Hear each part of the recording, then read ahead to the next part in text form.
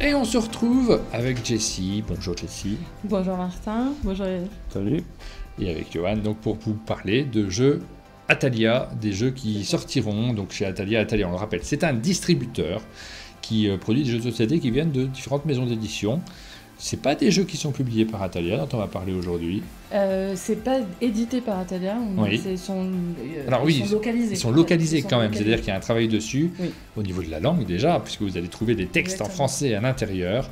Et tu nous en as ramené 3. C'est ton premier Valmenier? C'est mon premier Valmenier. Première question, j'ai failli l'oublier, c'est important. Oui, tout à fait. Ça se passe bien? Et ça se passe super bien, ça donne déjà envie de revenir à la prochaine. Et je crois que les places vont être chères l'année prochaine, Ouais, Johan. ouais. Tu as commencé à noter tous les gens qui m'ont dit je veux revenir, je réserve déjà d'entrée. Tout le monde, je pense. Ah là là, On ça va va être... faire comme l'année dernière, en fait, on va envoyer en priorité à ceux qui étaient là cette année. Et puis, si certains ne veulent pas venir, bah, peut-être qu'on piochera après parmi tous les Je sais autres. pas si on peut faire comme ça, j'en sais rien, parce qu'en termes de... Il y a un volet pro aussi, qui est très Oui. important. Donc d'abord aux pros, Ouais. et après, qui sont là effectivement cette année, et après on verra pour le reste. On va commencer par quel jeu? Quel est le jeu qu'on découvre en priorité? Celui que tu veux, on peut... Allez, Ça te va on va commencer par un Allez. petit jeu enfant. Petit grenat. Alors, un petit jeu enfant, dans une gamme que j'aime beaucoup, c'est la gamme de Grana, c'est De un Grana éditeur sur qui les- est polonais, si je ne me trompe pas. Sur les contes de fées. Alors vous avez une boîte polonaise, j'ai pas encore la boîte française, ça devrait sortir au mois d'octobre-novembre. Oui. Donc on est sur la gamme des contes, hein. Dans cette même collection il y avait déjà eu Cendrillon, Hansel et Gretel et les musiciens de Brême plus récemment qui sont sortis en début d'année. Et là du coup on passe au conte d'Alice au pays Des Merveilles, avec des illustrations qui sont alors les mêmes, je pense que c'est le les même mêmes illustrateur illustrateurs, que sur les précédents. Je vais l'écorcher. Oui, là, Maciej, Maciej il n'y a pas beaucoup de voyelles. Simanovic. On l'aime beaucoup. Désolée pour, pour la prononciation polonaise. C'est super beau et original en tout cas. Ouais. Et les autres jeux sont super beaux et les mécaniques sont chouettes. Hein. En fait, Et c'est vraiment il y a- une très chouette gamme. Oui, et il y a à chaque fois des mécaniques différentes selon les thèmes. Et en général, on joue toujours plus ou moins un peu avec la boîte et un décor souvent en 3D. Pardon, hop. Donc là, on va jouer en fait avec des cartes. Vous êtes les petits compagnons d'Alice sont invités pour le thé et on va essayer de récupérer un maximum de biscuits. Pour cela, chacun va jouer un personnage qui aura en petit ou en grand. Et on va jouer en fait avec des cartes. Et chacun des petits joueurs. Donc ce que j'ai pas dit, c'est que c'était à partir de 6 ans et qu'on pouvait jouer de 2 à 4 personnes. Pour Voilà. une partie environ 20 minutes. Hein. Comme toujours, toutes ces informations-là, vous pouvez les retrouver sur le site internet unmondedejeux.fr, puisqu'on vous présente plein de jeux, à part ceux qui sont vraiment en avant-première, en scoop incroyable, comme c'était le cas de First Culture. Là, il n'est pas sur le site, mais pour les autres, vous allez retrouver toutes les informations. Il suffit de vous connecter au site, d'aller dans la rubrique Sommet des jeux, sinon vous faites dans l'outil de recherche, ça marche aussi. Et vous allez pouvoir trouver les informations. Je vous mets là, voilà le site. On est ici, on a Alice qui est là directement et on peut retrouver le nom de l'auteur. Vous pouvez vous entraîner à dire le nom de l'illustrateur, s'il est écrit, Faut faire un et concours, le celui nombre qui de le dira joueurs, le tout mieux. ça, le prix, les images du jeu. Toutes les informations sont là. Si vous cherchez C'était marqué 2 à 5. 2 à 5, c'est Et alors, c'est là-dessus. 2 à 4. C'est 2 à 4. 2 à 4. Alors, il y a Bah, je vais les une corriger en petite direct, erreur. qu'est-ce que vous voulez que je vous dise? Donc on va jouer avec chacun un deck de cartes à la couleur de son personnage et on aura chacun 3 cartes en main qu'on va piocher. Chaque fois on va jouer une carte et on va à chaque fois la remettre dans sa main. On ne peut pas jouer la carte du milieu, on est obligé de soit jouer la carte de gauche ou la carte de droite. Et la valeur de la carte va faire avancer notre personnage sur la roue. Et en fonction de là où on s'arrête, il va y avoir des actions différentes. Quand on s'arrête sur le chat, on va pouvoir faire 2 fois le même mouvement que l'on vient de faire, par exemple. Et attention, si on avait déjà fait 2, ici, on peut tomber dans le trou.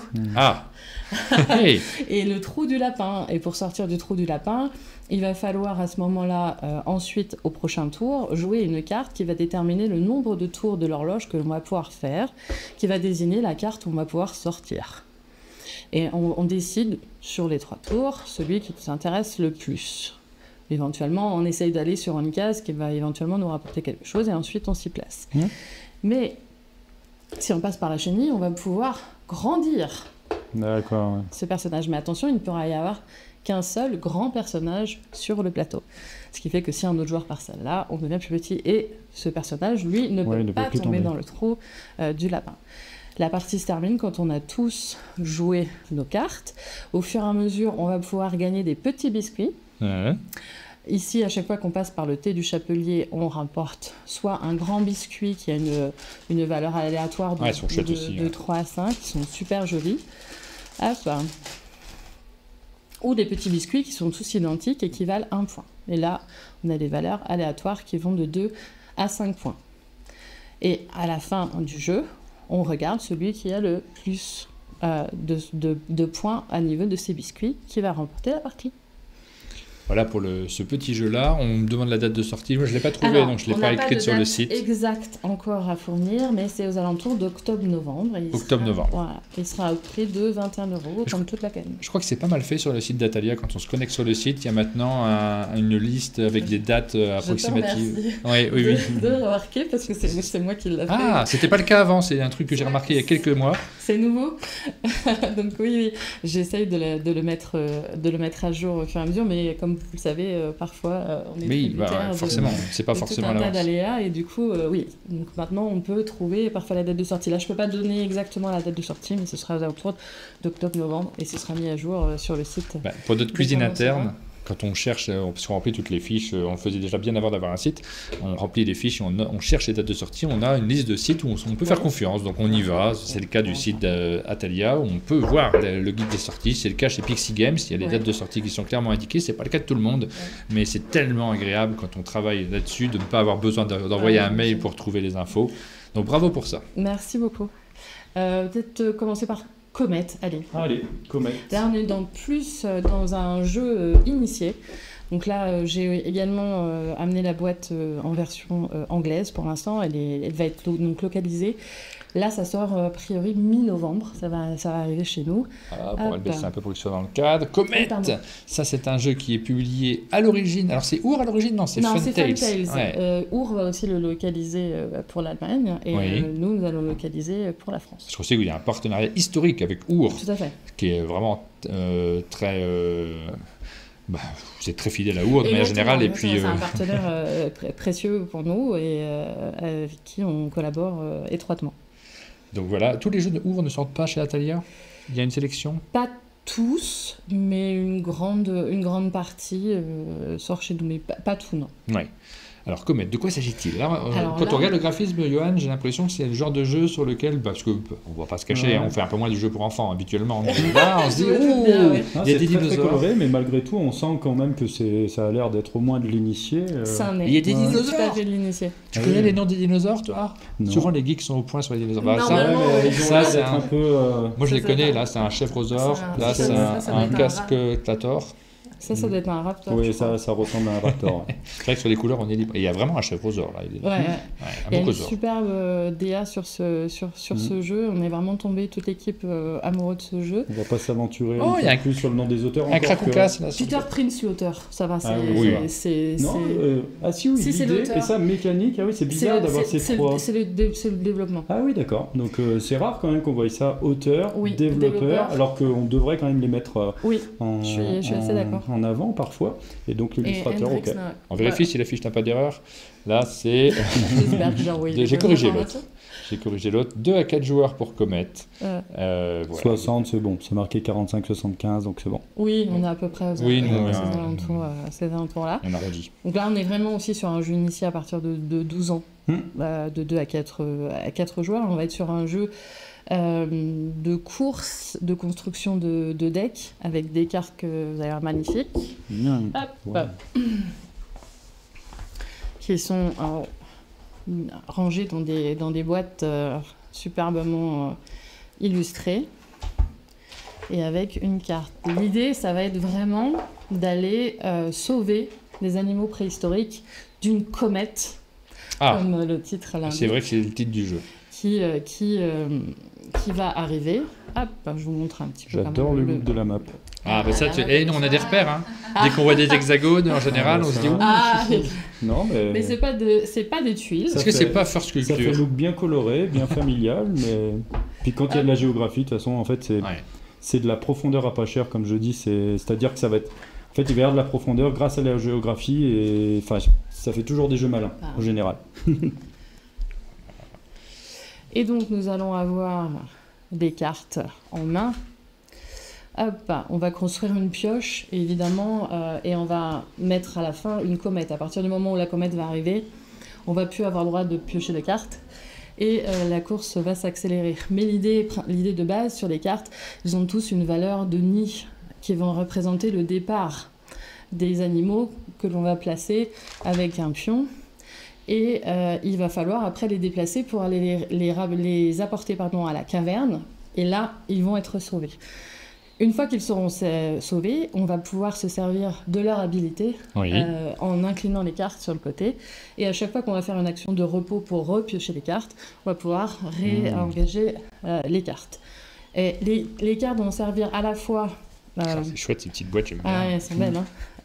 Les cartes vont servir à la fois pour faire éclore des espèces, mais aussi vont nous servir de cartes de déplacement. Une double valeur. C'est là qu'il va falloir décider de ceux qu'on va faire naître et de ceux dont on va se servir pour faire avancer sur les cases. On dirait ornithorynque, je sais pas du tout. C'est super malin là, parce qu'en fait ça représente le prix en quelque sorte, mais le prix à payer finalement c'est juste que tu vas être loin de la sortie. Exactement. C'est malin. Exactement, et une chose aussi qui va être intéressante et qui va peut-être potentiellement créer un petit peu d'altération, c'est qu'on peut sauter sur les pions des adversaires. Vu que par chaque carte va nous apporter seulement des déplacements, on peut ainsi se déplacer plus rapidement vers la caverne. Il y a aussi après des cartes un peu plus puissantes, des cartes dorées qu'on va pouvoir piocher pour avoir des cartes qui ont des effets un petit peu plus intéressant, et chaque personne va avoir une carte héros qui va leur donner une habilité propre et une façon de scorer différente qui va vous permettre d'un peu de guider dans le jeu. Ça doit sortir du coup mi-novembre a priori. Mi-novembre. Voilà. Mais on peut y jouer ici, pendant le sommet des jeux. On peut y jouer pendant le sommet des jeux. Je vais tout de suite, après l'émission, aller le rapporter à la salle Odness pour... On a de la chance, quand même. La DA est incroyable. Moi, ça me hype de fou, là, les cartes, la map, la Combien boîte. de temps on a dit de minutes de jeu? À peu près 60 fois une heure. Environ une heure. Voilà, c'est ça. Hop. Eh ben, ça me donne bien envie. Ah, super. Ouais. Eh ben... Bah oui, on est des joueurs. Dès qu'on voit des dinosaures, on veut courir dans le temps jadis. Je mangerai après. Hop. Et on a 5 minutes pour le dernier jeu. Allez, Fruit Cup. On fait tout au pas de charge dans ces émissions. On a tellement de choses à présenter, tellement de jeux. Fruit Cup, ça sort juste après Vichy, le 20 septembre. Donc là, on est sur un jeu familial de 2 à 6 joueurs. À partir de 6 ans, pour des parties extrêmement rapides. Oh, mais là, je vois du matériel coloré à l'intérieur. Oui. On voit un peu du plastique.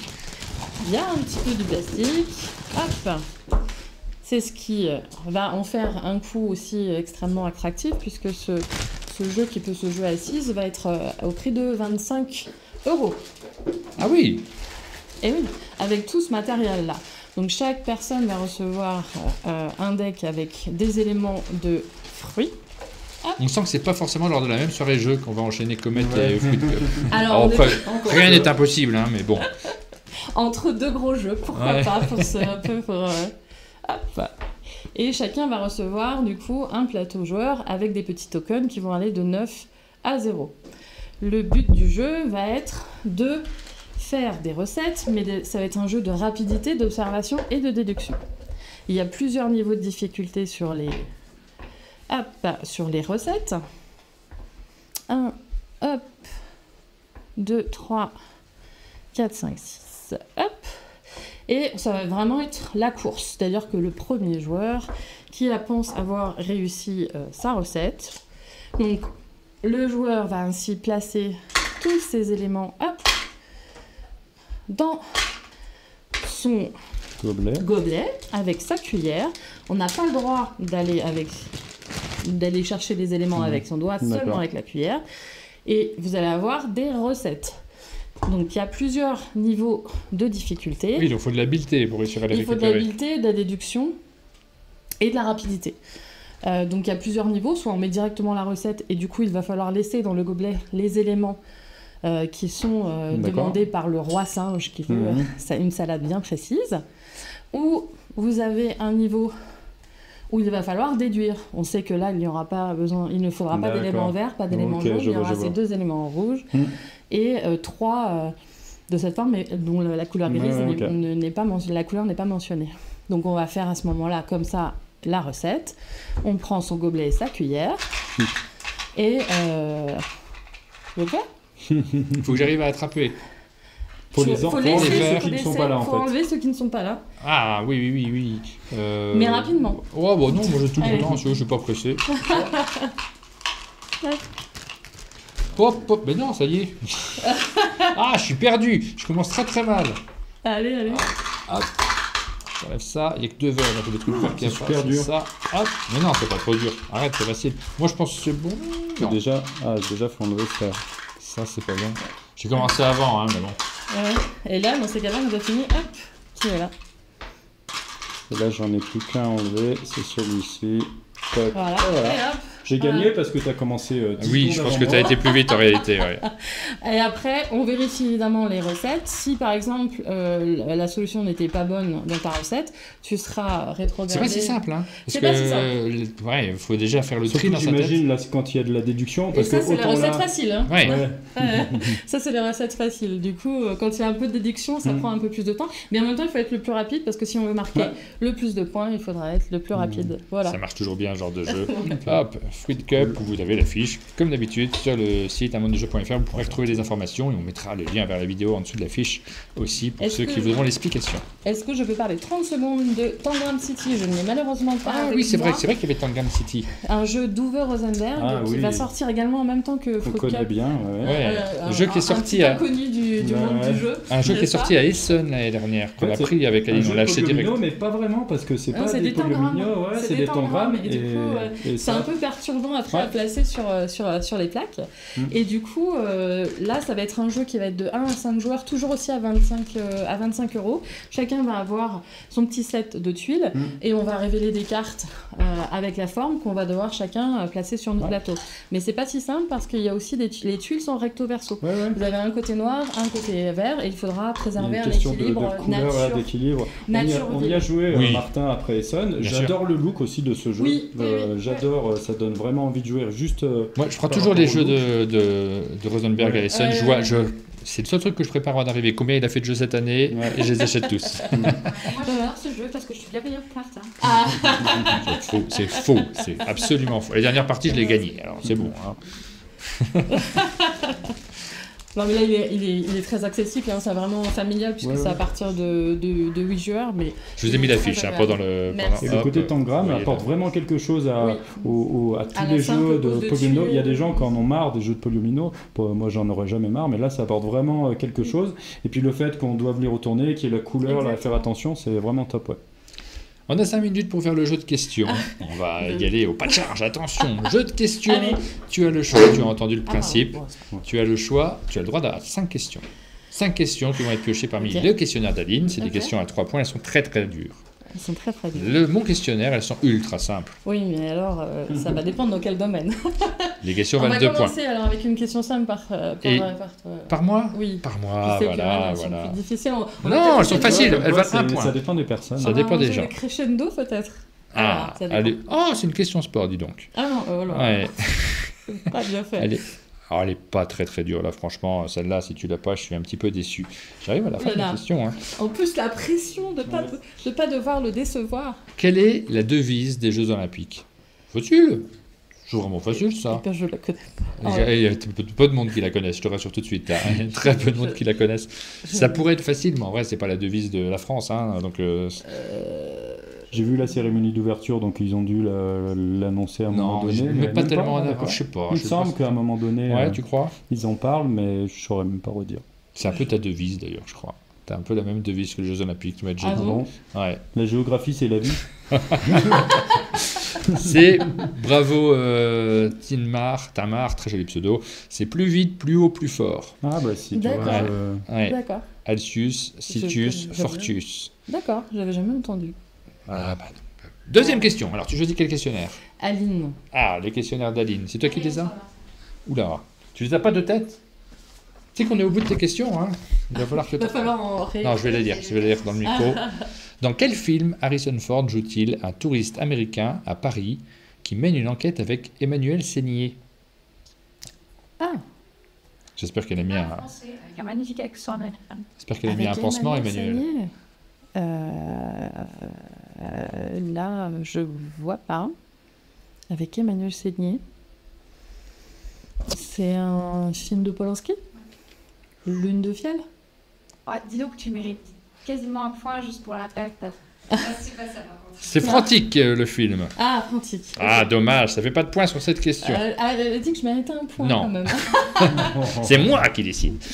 Troisième question. Ouais. C'est que du cinéma, des questions, Aline? Je retente une Aline. Ah bah oui, ça fait trop bon d'un coup, hein, ça vaut le coup. Ça l'en est déjà fait. Hop, hop, hop. Ça, c'est une question d'Aline. Tiens donc. Quelle pièce de Racine commence par « Oui, c'est moi ». C'est Agamemnon, je l'ai bien dit? Non, c'est oui, c'est moi, c'est Agamemnon, c'est ton roi. Tu l'as pas mis le E. Agamemnon sans le E, je peux pas le dire. Ton roi qui t'éveille. C'est quelle pièce de théâtre de Racine? C'est pas du une question très dure, elle a marqué. Elle m'a mis un petit message en plus. Attention, c'est une question très dure.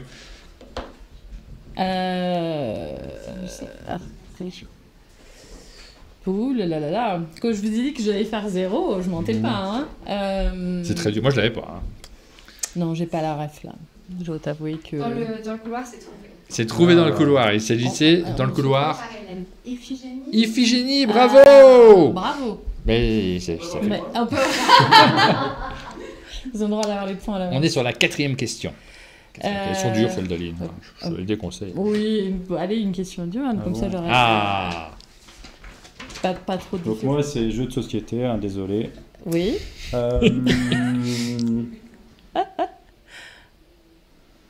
Ouais. Quelle est l'année de sortie du jeu Azul?